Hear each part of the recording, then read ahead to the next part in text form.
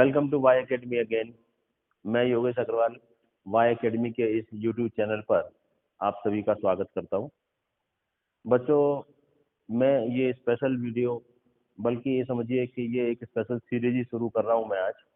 उसके पीछे एक मेन जो रीज़न है वो ये है कि मैंने बहुत से बच्चों को देखा है कि वो अच्छे होते हैं, एडवांस क्वेश्चंस करने लगते हैं, काफ़ी अच्छे आगे भी चले जाते हैं, सब समझ में आता है, लेकिन फंडामेंटल्स को वो भूल जाते हैं। उनको ना फंडामेंटल्स के ऊपर काम करना चाहिए। आपको ये समझें कि अगर मान लो हम कभी आईआईटी का एग्जाम दे रहे हैं, कभी नीट का एग्जाम दे रहे हैं, या फिर हमें ऐसे कोई कॉम्पिटिटिव एग्जाम की तरफ जा रहे हैं ना, तो हम बहुत कुछ आगे का पढ़ के कुछ नहीं होने वाला, बहुत डिफिकल्ट चीजें नहीं होती हैं। हमारे फंडामेंटल्स थोड़े वीक होते हैं, बेसिक बातें नहीं पता, बाकी बहुत कुछ पता है, बेसिक नहीं पता। तो उसकी वजह से मैं आपको ये फंडामेंटल्स ऑफ फिजिक्स या फिजिक्स फंडामेंटल्स ऐसे कुछ बातें बताना चाहता हूँ। राइट, आई एम श्योर कि आप थोड़ी थोड़ी ये चीजें इकट्ठी करके हर दिन अपने नॉलेज में थोड़ा कुछ एडिशन करके एक बड़े महासागर की तरह अपने नॉलेज को बना सकते हो। और उसके साथ साथ ना आपको शुरू हो जाएगा एक ऐसी चीज है कि फंडामेंटल्स क्लियर हो जाते हैं ना, तो हार्ड क्वेश्चन भी इजी लगने लगता है। राइट, तो आइए शुरू करते हैं हम फंडामेंटल्स, फिजिक्स फंडामेंटल्स। करेक्ट। अब इसको शुरू करने से पहले अगर मैं आपको कुछ ऐसे क्वेश्चन पूछूं, जैसे लेंथ या डिस्टेंस, उसको मेजर करने का सबसे बड़ा यूनिट क्या? मतलब मैं क्या कह रहा हूं आपको, देखिए, लार्जेस्ट यूनिट ऑफ लेंथ या डिस्टेंस भी कह सकते हैं, लेंथ और डिस्टेंस एक ही बात है। ये क्या है भाई? शायद आपके दिमाग में कुछ आंसर आ रहे होंगे, सही है या गलत बाद में देखेंगे। उल्टा पूछेंगे, चलो स्मॉलेस्ट यूनिट ऑफ लेंथ, वो क्या है? लार्जेस्ट यूनिट ऑफ मास क्या है? मास को मेजर करने का बड़े से बड़ा यूनिट क्या है?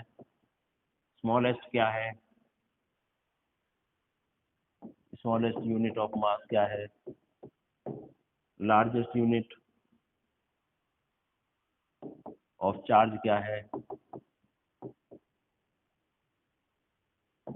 तो ऐसे ईटीसी बहुत सारे ऐसे क्वेश्चंस हैं। तो हमें ये सब चीजों के आंसर, हम अच्छे स्टूडेंट भी होते हैं ना, तो भी हमें बहुत बार ना इनके आंसर पता नहीं होते। तो हमें जरूर ये सब बातें ध्यान रखना चाहिए कि फंडामेंटल्स जरूर अपने क्लियर होने चाहिए।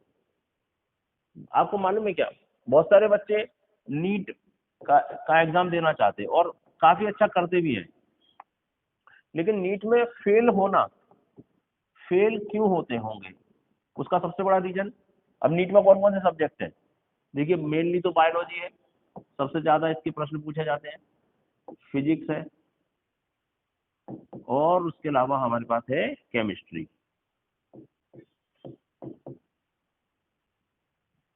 तो बायोलॉजी के ऊपर बहुत ध्यान देते हैं बच्चे, डॉक्टर बनना चाहते हैं ना भाई, नीट है, डॉक्टर बनना चाहते हैं, तो बायोलॉजी तो बहुत सारे बच्चे उसके ऊपर पूरा फोकस करते हैं। केमिस्ट्री भी अच्छा हो जाता है, लेकिन ये फिजिक्स है, फिजिक्स, ये मैं रेड कर देता हूँ इसको, फिजिक्स को, ये फिजिक्स है, फिजिक्स, जिसकी वजह से बच्चे इसमें फेल हो जाते हैं।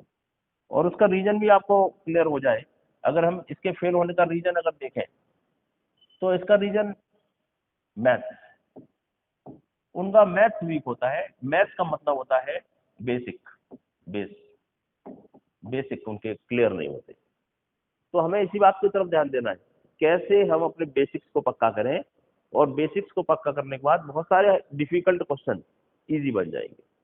अच्छा, हम आगे बढ़े इससे पहले एक बात समझ लीजिए, अगर आपने ये अपना हमारा चैनल सब्सक्राइब नहीं किया है अगर, तो फिर आप उस चैनल को सब्सक्राइब कीजिए और अपने दोस्तों के साथ में भी शेयर कीजिए, जिससे कि ज़्यादा से ज़्यादा बच्चे इस प्रकार की क्लासेस का लाभ उठा सकें। राइट, वाई एकेडमी के चैनल पर ज़्यादा से ज़्यादा लोग जुड़ने चाहिए, ये आपकी जिम्मेदारी है। ठीक, चलो देखते हैं हम इसको आगे बढ़ा के कैसे कर सकते हैं।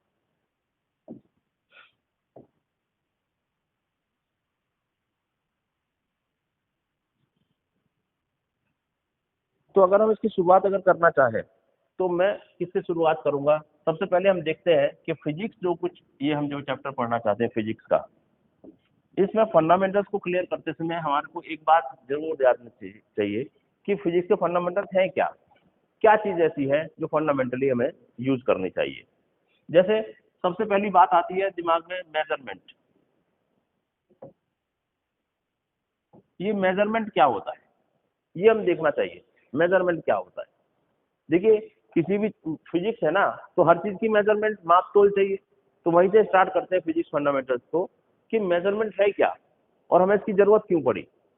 तो देखा जाए तो मेजरमेंट कोई भी क्वांटिटी है, कोई भी चीज है, तो उसको हमें मेजर करना पड़ता है। किसी ने अगर हमको पूछा कि यहाँ से मुंबई कितनी दूर है, तो मेजरमेंट है ना उसका, भाई 550 किलोमीटर डिस्टेंस है लातूर और मुंबई के बीच में, तो ये मेजर हो गया ना, अदरवाइज कैसे पता चलेगा? तो मेजरमेंट सबसे इंपॉर्टेंट है फिजिक्स में। और मेजरमेंट क्यों जरूरी है कि किसी भी चीज की कैलकुलेशन के लिए हम उसको मेजर करना बहुत जरूरी है। करेक्ट। अब मेजर हम क्या चीज कर सकते हैं? व्हाट टू मेजर, क्या चीज है जिसे हमें मेजर करना है, व्हाट टू मेजर, राइट। और हम जो भी चीज मेजर कर रहे हैं उसको क्या कहते हैं? तो जो कुछ भी हम मेजर करना चाहते हैं, जो कुछ भी, उसे हम कहते हैं क्वांटिटी। मेजर किसको करना चाहिए? व्हाट टू मेजर लिखा है ना, तो किसी भी क्वांटिटी को, any quantity.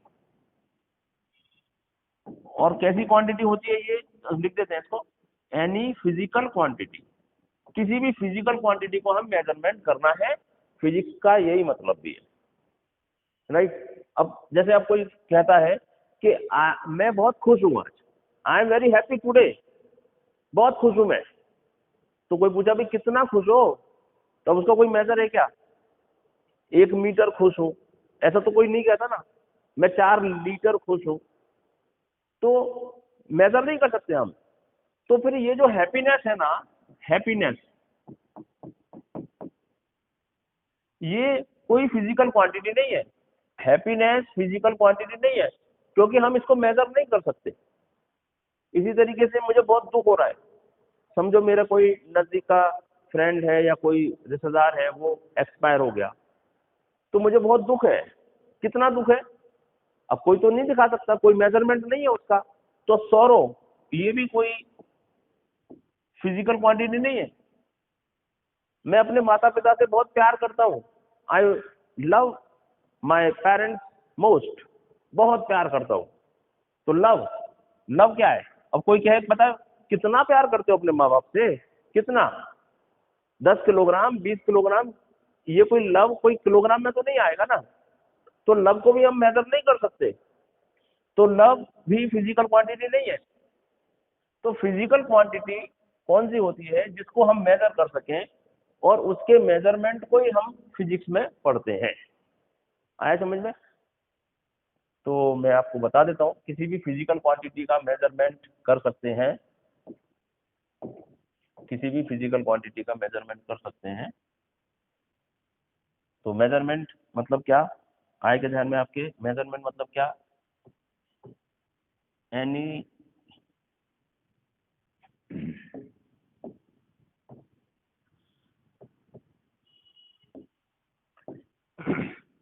Any physical quantity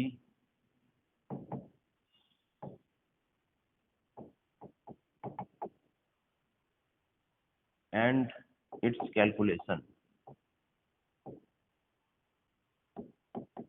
ये आएगा फिजिक्स में। एनी फिजिकल क्वांटिटी मिले और उसका कैलकुलेशन कर सकें उसके ऊपर। अब कैसा, जैसे है कैसा देखो। अब क्वांटिटी भी कौन सी कितने प्रकार की हो सकती है देखो। क्वांटिटी फिजिक्स में 2 प्रकार की हो सकती है। Quantity 2 types. Number 1, fundamental quantity,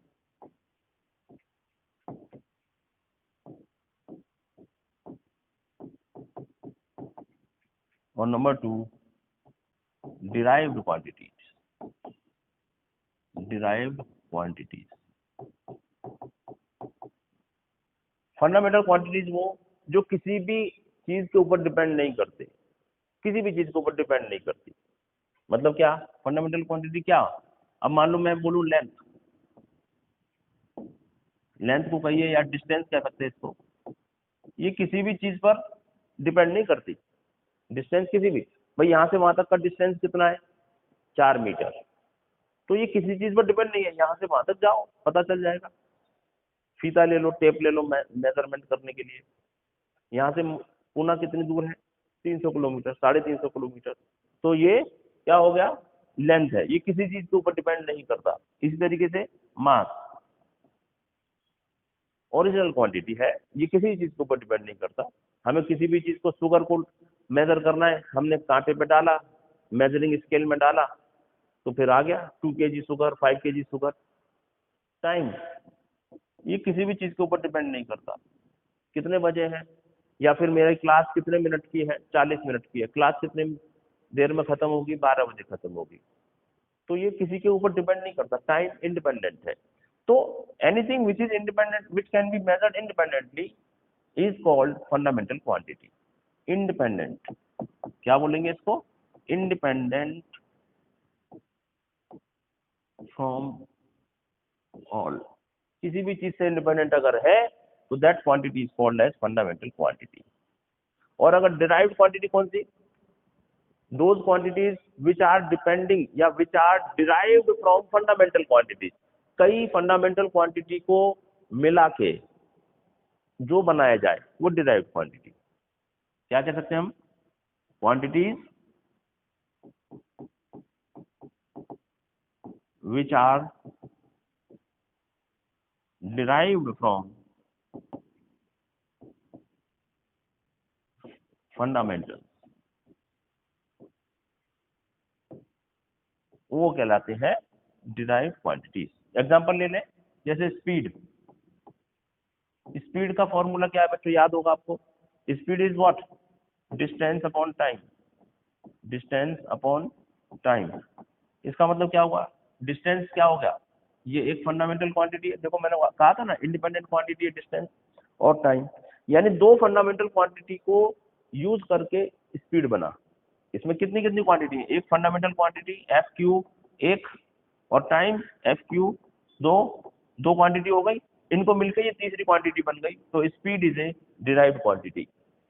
तो फिर क्लियर समझे कि फिजिक्स में हम किसी भी चीज को मेजर कर सके उसे कहते हैं physical quantity which can be measured. Love, सोरो, हैप्पीनेस, ये इमोशंस हैं, इनको हम मेजर नहीं कर सकते, तो वो फिजिकल क्वांटिटी नहीं है। फिजिकल क्वांटिटी कौन सी हो सकती है, डिस्टेंस, मास, टाइम, जिसको हम मेजर कर सकते हैं और वो भी इंडिपेंडेंट। तो फिर वो फिजिकल क्वांटिटी को which can be measured and independent are called fundamental quantity. और डिराइव्ड कौन सी, जो फंडामेंटल को यूज करके बनाई जाए उन्हें कहते हैं derived quantity. Is it clear to you. तो ये बेस पहला नंबर, एक नंबर बेस हो गया अभी आपका, कि जिसको यूज करके आपको फिजिक्स को पढ़ना है, फंडामेंटल्स ऑफ फिजिक्स पढ़ रहे हैं, तो सबसे पहले आपको ये क्लियर करना है। क्लियर। तो अभी क्या बात रही देखिए, physical quantity,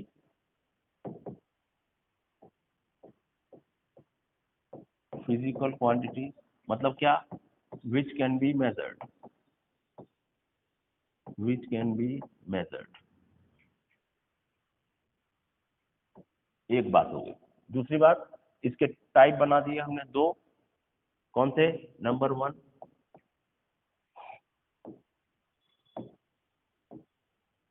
number one fundamental quantity,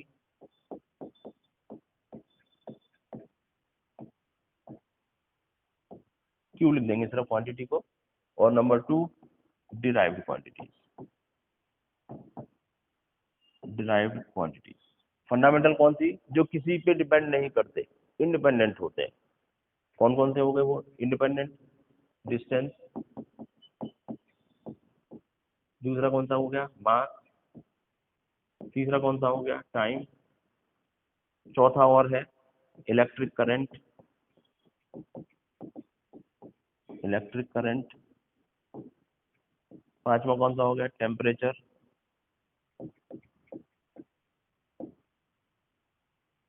और भी है इसमें, ल्यूमिनस इंटेंसिटी,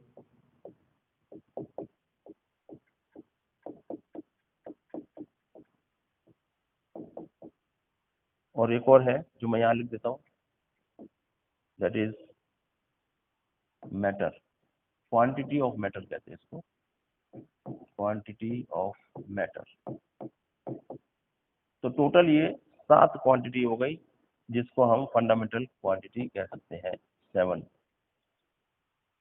और डिराइव तो बहुत सारी हो सकती है, इसके आधार पर बहुत सारी डिराइव हो सकती है। इसमें कोई भी एग्जांपल लिख लो, स्पीड लिख लो, इसमें आप एक्सीलरेशन लिख लो, इसमें अपन फोर्स लिख सकते हैं, इसमें अपन डेंसिटी लिख सकते हैं। देखो आप चाहो तो इन सब में कौन कौन सी फंडामेंटल क्वांटिटी यूज हो रही है मैं दिखा देता हूँ। स्पीड में क्या क्या यूज हो रहा, डिस्टेंस अपॉन टाइम। तो बताओ इसमें क्या है, डिस्टेंस कैसी क्वांटिटी है, फंडामेंटल। टाइम कैसी क्वांटिटी है, फंडामेंटल। तो फंडामेंटल से मिलकर बनी कि नहीं। इसी तरह से एक्सेलरेशन क्या है, वेलोसिटी अपॉन टाइम। और वेलोसिटी तो आपको पता ही है किससे मिलकर बना, डिस्प्लेसमेंट या डिस्टेंस जिसे कहते हैं, डिस्प्लेसमेंट अपॉन टाइम। पहले से ही एक है और एक और टाइम आ गया, तो 2 बार टाइम हो गया नीचे, टाइम स्क्वायर। तो डिस्प्लेसमेंट यानी डिस्टेंस एक ही बात होती है, तो डिस्प्लेसमेंट कैसा हो गया, फंडामेंटल क्वांटिटी। और टाइम 2 टाइम्स है, टाइम स्क्वायर, तो ये हो गया फंडामेंटल क्वांटिटी। फोर्स देखिए, आप फोर्स को देखें, फोर्स को अगर देखें तो देखिए force equal to mass into acceleration.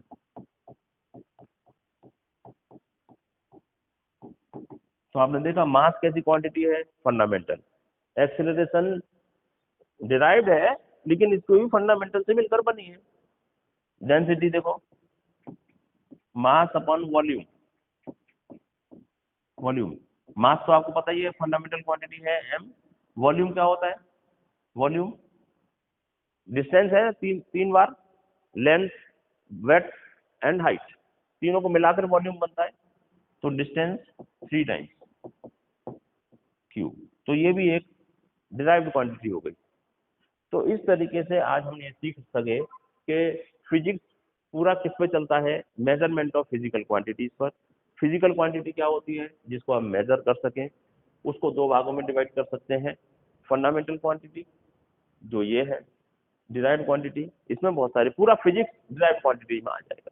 Fundamental लेकिन यही 7 प्रकार के हैं। हालांकि जैसे हम आगे बढ़ेंगे तो 2 और फंडामेंटल क्वांटिटी होती है जिसे हम सप्लीमेंट्री क्वांटिटी भी कह सकते हैं, एंगल और सॉलिड एंगल। लेकिन वो अभी हमारे स्कोप के बाहर रख रहे हैं, इनके ऊपर ही आधारित हम पूरा फिजिक्स पढ़ने वाले हैं। Right, thank you very much for today. आप इतना समझ के रखिए। तब तक के लिए good day and good night. Thank you.